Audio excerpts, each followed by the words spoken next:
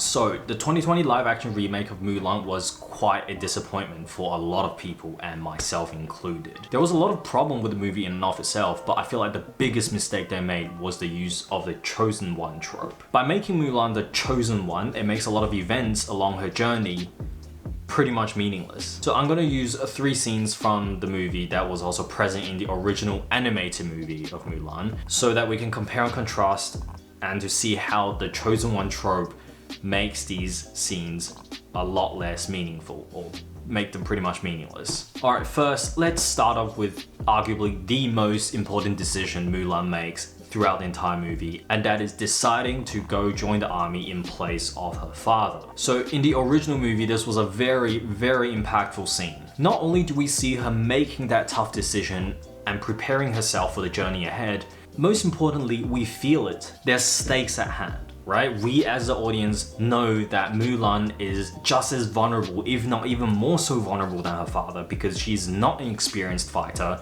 She doesn't have any sort of experience with the army or the war or fighting in general. And she makes the decision purely out of her love and devotion for her father, which in Chinese we call it xia. Now, let's take a look at the live action remake. Not only did it cut the scene short, but there's also a lot less stakes at hand. And we as the audience have already been shown that she is a talented fighter. She's strong, she's nimble, she's agile, she's full of chi, and so she's not really vulnerable.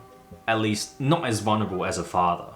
And if anything, she should take his place to go to the war, because I mean, why not? Why wouldn't she? She's probably better than most fighters out there, and in fact, she is. See how, like, by making her the chosen one, it makes her decision much less impactful, and we don't feel it as much. Because we as the audience are not really worried about the consequences of a decision, because we know that she can fight.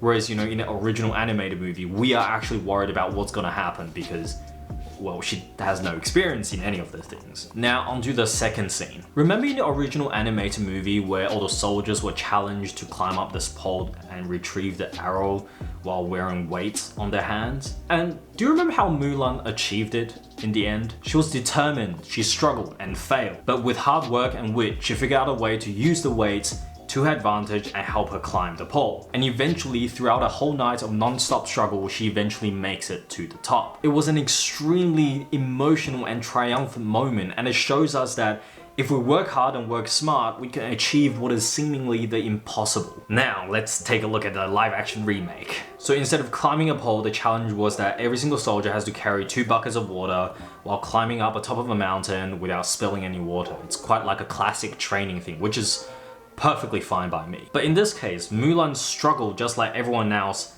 not because she's normal like everyone else, but because she is hiding her power, apparently. And eventually, when she achieves the goal, it wasn't through her determination or hard work or her wit. It was purely because, well, she decided not to hide her powers anymore.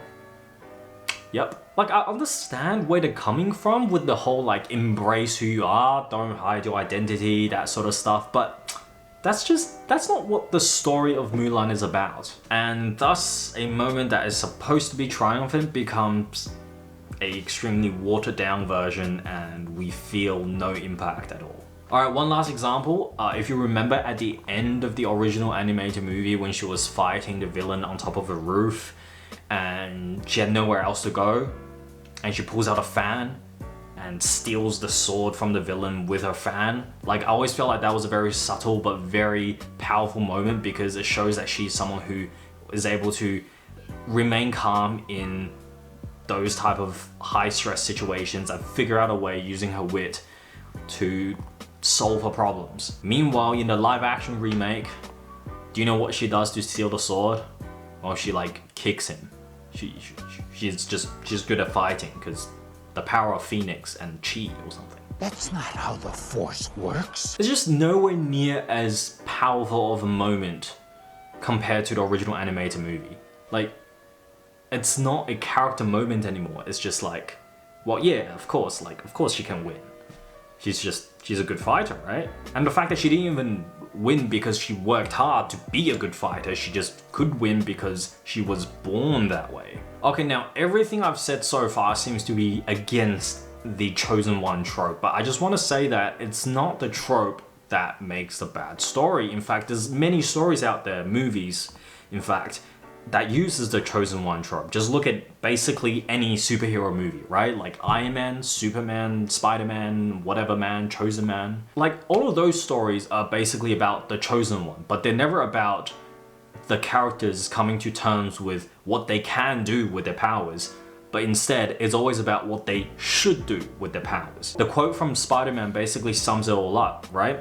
With great power comes great responsibility. So all of these movies about chosen one superheroes are basically about what they should do and the responsibility they have given that they were gifted with these powers. Okay, enough examples. I'm pretty sure you get the point.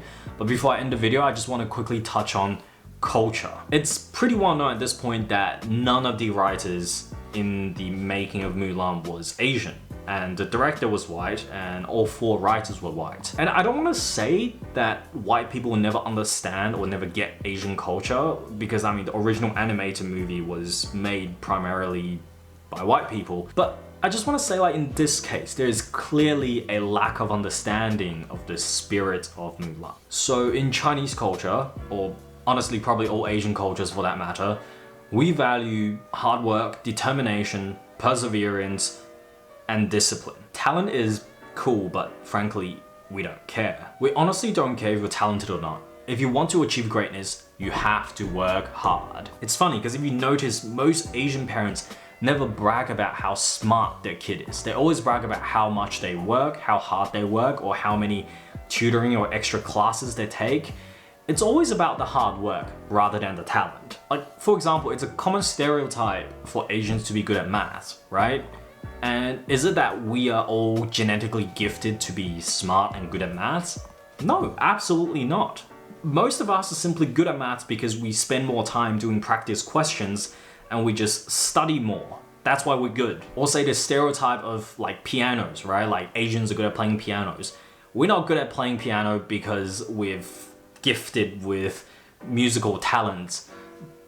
We're good at piano because we spend afternoons and afternoons grinding the scale just to get things right. You know, we work hard, we practice.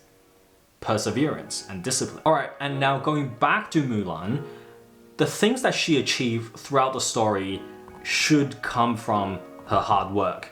Her wit, her determination, and perseverance. It shouldn't be because she was gifted with some special ability that allows her to do all those things. And like, the story was never supposed to be about embracing her identity. I mean, she was never forced into the army. She made that decision herself. She chose to hide her identity so that she can take her father's place. Like, you know what I mean? Like, it's the wrong story to tell if you want to talk about embracing your identity.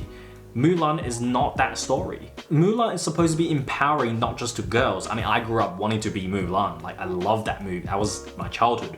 But like, Mulan is empowering because it shows us that no matter how normal, like despite where we come from and our backgrounds, if we put our mind to it, we can achieve greatness. We can achieve all these things that she does, right? Like, she's relatable. She's like any of us, basically. All right, one last thing, and then that's it. One last thing, I promise. Like, if you think about all the chosen one tropes in Asian culture, like in anime where the protagonists have these immense potential, even then, it's never about how good their powers are and stuff like that. It's always about the fact that they need to work hard to tap into their potentials so that their talent don't go wasted.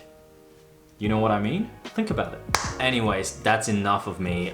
Thank you so much if you stuck all the way till the end. I really, really appreciate it, and I sincerely thank you. But yeah, that's it. You can go now. And as always, thumbs up if you liked the video and subs if you haven't already. And I'll see you guys next time then.